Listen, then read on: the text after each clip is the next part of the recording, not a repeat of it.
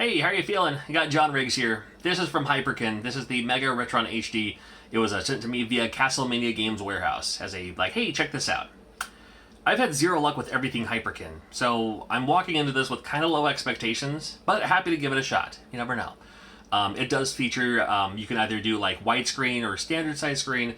There is a PAL switch, so you can do US games or Japanese games or even PAL games as well. And I'm always just curious to see, will it play homebrews? Will it play everything else fine? But does it do Virtua Racing? Virtua Racing has a special chip in it, so we're going to find that out in this video too. Like I said, it's Hyperkin, so I don't know exactly what to expect. But happy to give it a shot. Let's check it out. Well, let's have a look inside. This is the Mega Retron HD. And here you have the console itself. Oh, I see. And a controller. We'll just go ahead and do it like this. We'll just take everything out. We'll just take everything out here. What do we got? What do we got? Instruction manual. A little attention. Dude. Leave nothing unturned. Oh, and this is the cords and stuff. Alright. Well, here is your... Uh-oh, satisfying. Ah, that wasn't as satisfying as I would have thought. Alright, your Retron HD. This is the Mega Retron HD from Hyperkin. It actually doesn't feel so bad, I'll be honest with you.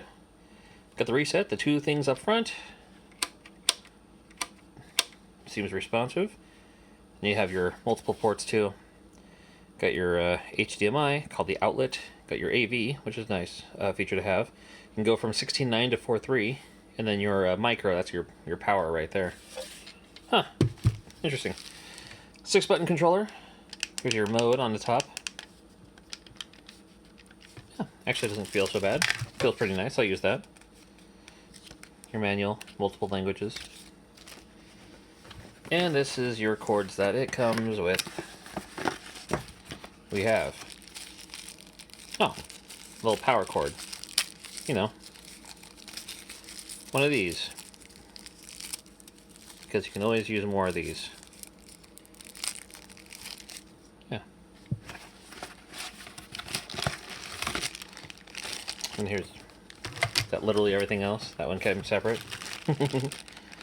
Alright, you got the micro USB, got your AV, got your HDMI. Neato bandito. Well, let's, I guess let's look it up and put it to the test.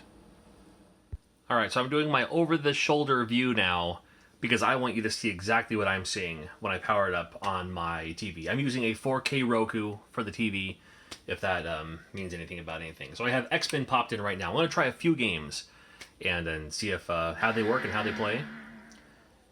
And this is the widescreen. This is the 16:9 through the HDMI. Looks pretty good. The screen's stretched though, so I'm going to... probably can't switch it on the fly, huh? No. Apparently not. Can I switch it then reset it? I might have to power on and power it back off. Oh no, that did it. That did it. Alright. So that's not bad. That's a plus. It's been a while since I played this. I'll be Gambit for now.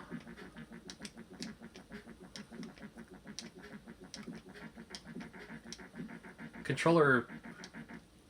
I may opt for an actual controller, not the Hyperkin controller.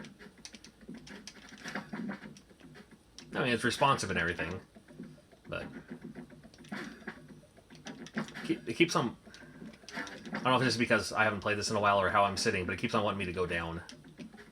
It keeps on wanting me to duck. Nah, it's doing alright though. Okay, cool. Anyway. So we know it plays games, right? We know it plays at least X-Men.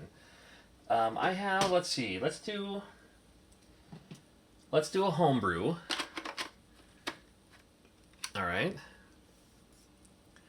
This game is called Cannon Fire Chaos. From Good Deal Games, apparently. I picked this up from the Good Deal Games booth at Retro Game Con. New homebrew. I'll try this one.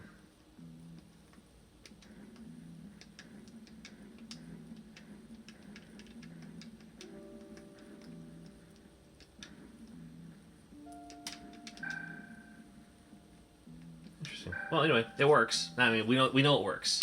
So I might actually do a video on this Cannon Fire Chaos. That's kind of a fun game. We have one of these multi-carts. There's several multi-carts out there. I happen to have this one, which features all 3 of the Shinobi games as one. And it seems to want to power on just fine.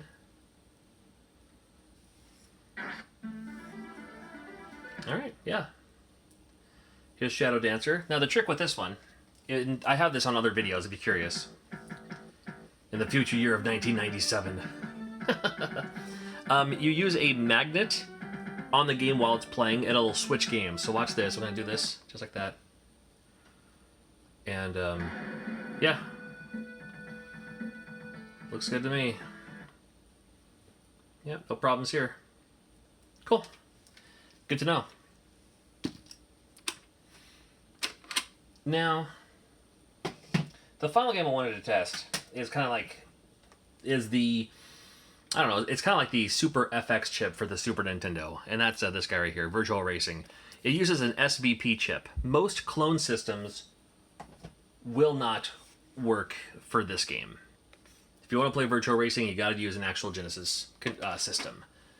So this is my tester of, if it plays this, it'll probably play anything. And I don't know what to expect. I'm guessing, oh. Well, excuse me. Let's see about the actual game, though. Well, looking good to me. Hold on now, let's play a little bit here. Hey, dude. Alright, Hyperkin. Alright, Hyperkin. Getting Virtual Racing to work on a clone system, huh? Here we go.